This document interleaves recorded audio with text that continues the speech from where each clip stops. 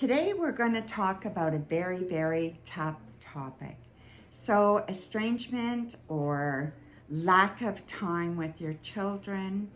I know it doesn't apply to everybody, but there may be, for most of us, some people in our life that is estranged. And it makes it very, very difficult. So I want to get to know you guys better.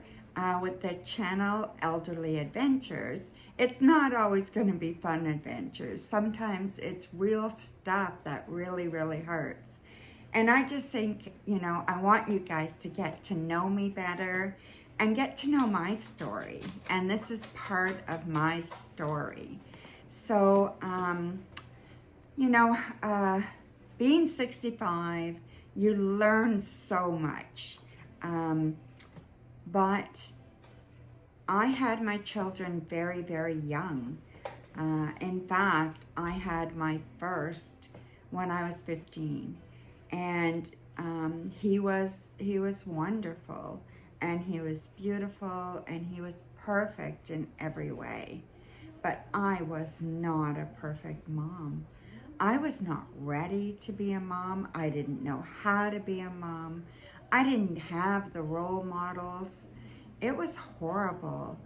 And, for the first number of years, I ended up having more children. I got married at 15, my first marriage, and I was with him for 6 years.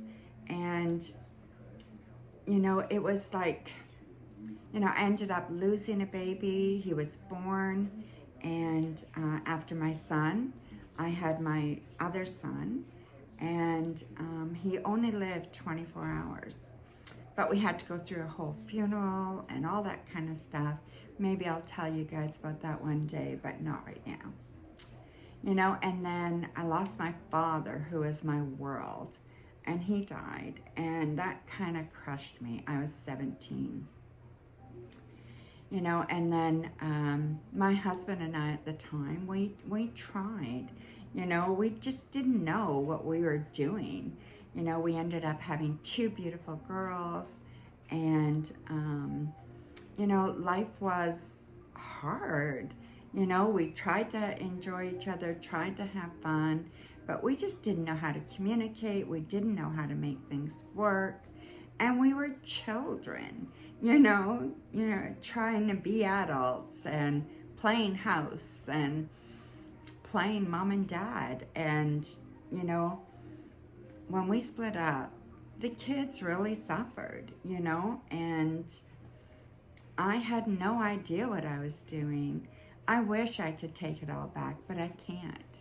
So fast forward, my son turned 50 this year. My son, I barely talk to. We're civil. Everything is okay. I love him. I want him to be happy. He doesn't live close by, so that makes a big difference. But I haven't seen him in a few years. We do talk occasionally, and we keep up on social media. And then just a month ago or so, my oldest daughter, she has decided that she does no longer want me in her life. And she has resentments from childhood. And she just can't get past them for whatever reason. I don't think she wants to. I don't think she wants to work on it. I've tried everything. I've tried to ask her to go counseling. I've tried being nice. I've tried being forward. There's nothing you can do. You cannot make your children want to be around you or want to spend time with you. You just can't, no matter how much it hurts. My daughter, I love her to bits. I'm so proud of her.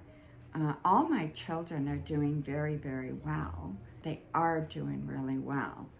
And I wish things were different, but I can't change them. I just can't. And everything I do, I'm always walking on eggshells.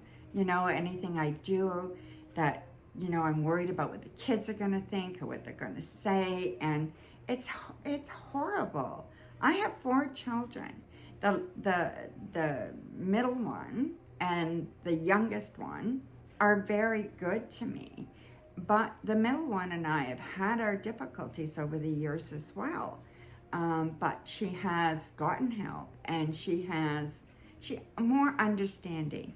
Not saying that she still doesn't remember having difficulties in her childhood, but she's more understanding of what might have happened or what could have happened on both parts, you know? So anyway, she's a lot easier to deal with. I'm just really sad about my daughter, my oldest daughter. I'm very, very sad, and I just wish that it was different, you know? My grandkids, I have 5. I have a wonderful relationship with all of them. One is not blood, but I know he loves me, and I know that he knows I love him. And I think that that is really important, you know? My other grandchildren, I may be in contact a little bit more, but they know I love them. And I have mental health issues. I have bipolar, and I was undiagnosed for years. And then even after being diagnosed 30 years ago, really, really hard to figure out proper treatment, proper medications, what works when and what doesn't, and you're all over the map. So it's really, really hard. But the saddest thing is this apartness, this estrangement from my children. You know, from 2 of my children, I just feel so sad about it. And then some of the kids are not getting along with each other, and it's like, it just breaks my heart. And there's nothing I can do. I can't fix it.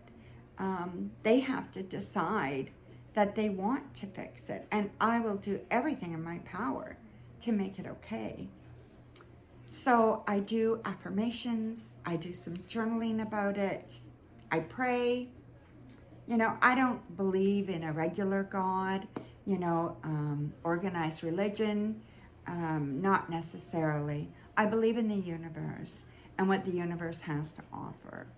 I was raised Catholic, but God was a punishing God in Catholic Church. You know, God was a punishing God even when I had my son. It was so hard for me to get him baptized because I was an unwed mother and I was so young. Managed to find a priest that would do it, but it was not easy.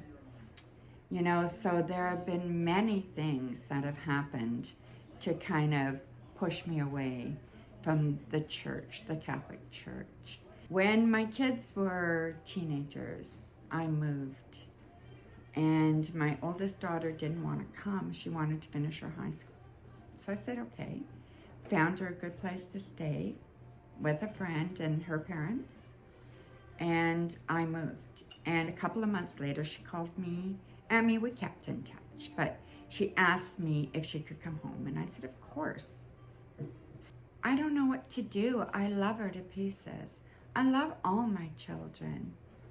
You know, I love my son. I love my daughter. It breaks my heart, but I don't know what to do anymore. Anyway, I'm really sad about it. So I wish there was something I could do to fix it, but you can't. If I would have known better, I would have done better. And I don't know how to make them understand that. I don't purposely go out of my way to hurt them. You know, when I think about mistakes my mom made and stuff, mistakes my dad made, they were only trying to survive. I think that's all we do is try to survive. I try to love myself through it, and I've done so much work to try to forgive myself and understand myself as well as my children's point of view. I don't know. I just hope that she comes back. I hope my son calls more, but it's hard and it's sad. Thanksgiving is this weekend. It's really, really sad. Well, I just want you guys to know, do not give up hope, okay? Do not give up hope that something could change. But in the interim, you need to love yourself. Treat yourself with self-compassion, and you need to just let it go as much as possible, and just know that when you know better, you do better. And when you're working out of fear and you're working out of lack of knowledge, you make big mistakes. And all you can do is apologize and move forward and try not to do it again. And when you have a mental health issue, you know, things come up over and over again. So what do? I'll share a little bit about my struggles once in a while, my past struggles, so you know who I am and where I'm coming from.